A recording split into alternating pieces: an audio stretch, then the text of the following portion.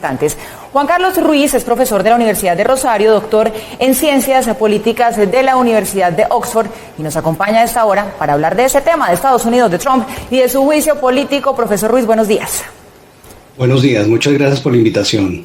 ¿Tiene o no, profesor Ruiz, algún futuro este proceso de impeachment con los tiempos tan apretados como están? Pues es difícil, pero también no es previsible porque no hay antecedentes. Recordemos que Nixon renunció y ahí cesó prácticamente toda la causa que se llevaba en la Cámara de Representantes. Pero hay antecedentes de funcionarios públicos que han sido juzgados en el Senado posterior a su renuncia. Entonces, esto es todo un desafío para los expertos legales estadounidenses. Yo creería que sí se puede continuar con el juicio a pesar de que el presidente Trump ya no esté en el ejercicio de su cargo.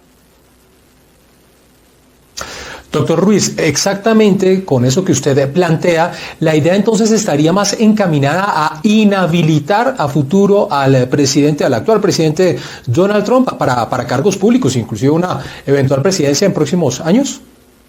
Ese es todo un debate también legal entre expertos en Estados Unidos, porque vea usted que según la Constitución solamente se podría vetar o inhabilitar al presidente si el juicio sale en su contra, es decir, que verdaderamente es removido de su cargo y posterior a esa remoción de su cargo, entonces habría una votación por mayoría simple para inhabilitarlo a ejercer nuevos cargos públicos en el futuro.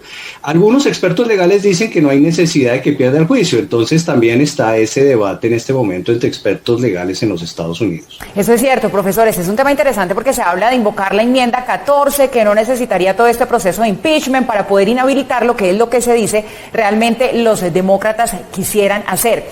Quería preguntarle por qué lectura podemos darle a esos 10 votos a favor del impeachment que obtuvo ahí en la Cámara de Representantes por parte de miembros del Partido Republicano, porque es que a esto se le pueden dar como dos lecturas. Una, porque esta es una cifra pequeñita, 10 votos, que el partido está dividido, o se puede pensar que Trump todavía sigue siendo muy fuerte dentro de su partido. ¿Usted cómo lo ve? Estoy de acuerdo, Paula. Yo creo que hay un entusiasmo desbordado con esos 10 representantes a la Cámara republicanos que no siguieron la estricta línea partidista. Recordemos que en la primera impugnación del presidente Trump sí hubo una línea partisana tanto de demócratas en su contra como republicanos a su favor.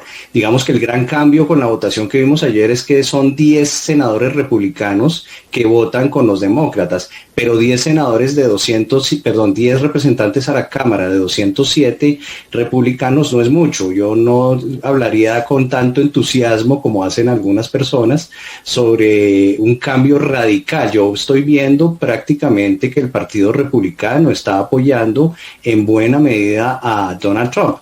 Si en el juicio que hay en el Senado se necesita una mayoría calificada, 2/3 partes, 67 senadores que voten en contra de él para removerlo de su cargo, pues obviamente llegar a esa cifra es algo muy difícil si continúan estas disciplinas partidistas en la votación. Claro, doctor Ruiz, ahora también hay otro tema importante allí y es que después de las elecciones y después de todas las reacciones del propio presidente Donald Trump, lo que sí es cierto es que son 70 millones de personas que votaron por Donald Trump, inclusive a pesar de lo que sucedió en el Capitolio cuando se empezaba a hablar pues de que el llamado que hizo el propio Donald Trump a sus seguidores, pues ellos decían sí, no se debe hacer, pero hay una buena cantidad de millones de personas que siguen a Donald Trump, independientemente de si es republicano, si es demócrata o inclusive si hablaba de un movimiento o un tercer partido o el llamado trumpismo. No la va a tener fácil de todas maneras el Senado con un respaldo político importante. Ese es un punto esencial.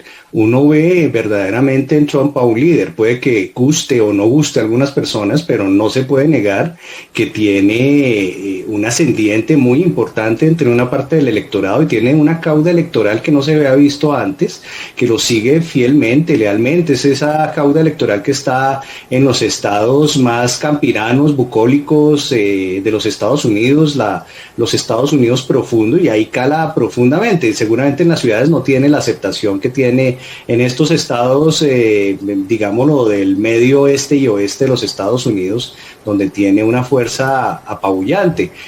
Su lenguaje, digamos, casi pueril, casi sencillo, que expresa diariamente, le ha surtido, tiene un lenguaje directo con la gente, y vuelvo y repito y reitero, si uno piensa que no es un buen presidente, de todas maneras no puede negar que tiene un ascendiente dentro del Partido Republicano que otros presidentes no tuvieron. Los Bush o también Ronald Reagan en su momento no tuvo ese seguimiento que hoy tiene fervoroso de muchas personas. Profesor Ruiz, pero entonces, ya que estamos aterrizando toda esta situación, ese deseo de destituirlo e inhabilitarlo, a lo que puede ser la reacción de la sociedad civil, ¿qué tan riesgoso podría llegar a ser entonces esta situación si sale adelante? Porque 70 millones de votantes, uno no sabe cómo podrían reaccionar. ¿Está haciendo bien Estados Unidos en meterse en este cuento de querer destituirlo e inhabilitarlo? Pues esa es una caja de Pandora, ¿no? Y los demócratas decidieron abrirla con razón por todo lo que sucedió de manera increíble. Yo creo que después de las Torres Gemelas, esto es algo que uno, viendo la transmisión en directo, no podía creer, es decir, un asalto a la institucionalidad de los Estados Unidos, y obviamente había que ejercer esa posibilidad de la impugnación como se está haciendo en este momento.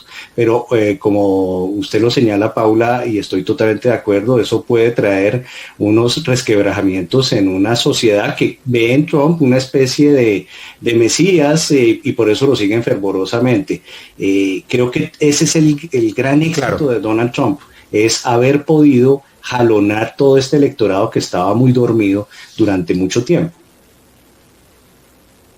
Doctor Ruiz, ahora, ¿cómo le queda el panorama a futuro al presidente entrante Joe Biden, independientemente de la decisión que se tome, pero planteando los dos panoramas? Si se destituye, se inhabilita a Donald Trump, ¿cómo le quedaría el panorama a Biden? O si no sucede ello, también ¿cómo le quedaría el panorama? Pues va a ser bastante difícil, porque recordemos que los expresidentes en los Estados Unidos se van a buen retiro, generalmente montan fundaciones, bibliotecas, hacen filantropía, pero no son como nuestros expresidentes que se mantienen en la política durante mucho tiempo y son muy influyentes. Entonces lo que vamos a ver aquí es algo diferente. Vamos a ver un Donald Trump en la oposición, un Donald Trump quizás creando canales de televisión, un Donald Trump que, como ya no puede usar Twitter y otras redes sociales, va a intentar por todos los medios hacerse escuchar, y vamos a ver si no es vetado para la nueva presidencia de 2024. Lo vamos a ver en campaña, ya sea dentro de su partido o como independiente. No hay que descartar que pueda ser un candidato independiente que por primera vez arrastre una parte de los votos electorales del colegio electoral en el 2024, lo que crearía un escenario totalmente diferente al que hemos visto de prevalencia de los dos partidos tradicionales de los Estados Unidos. Pues qué tema tan interesante y tan complejo es este, porque la verdad uno con Donald Trump no sabe ni qué pensar ni para dónde va. Ahora, en medio de toda esta situación, lo vemos dando mensajes a sus seguidores, llamando a la calma, a la paz y a una transición pacífica del poder. Y lo confunde a uno se pregunta para dónde va Donald Trump. Pues es Juan Carlos Ruiz, profesor de la Universidad de Rosario. Muchas gracias por habernos acompañado hoy aquí en nuestra primera emisión de noticias, ayudándonos a entender entonces cuál es la situación que tiene hoy el país del norte y lo que puede venir para Trump y para Joe Biden en esa presidencia que está a punto de empezar. Muy buenos días. Muchas gracias, hasta luego. El comentario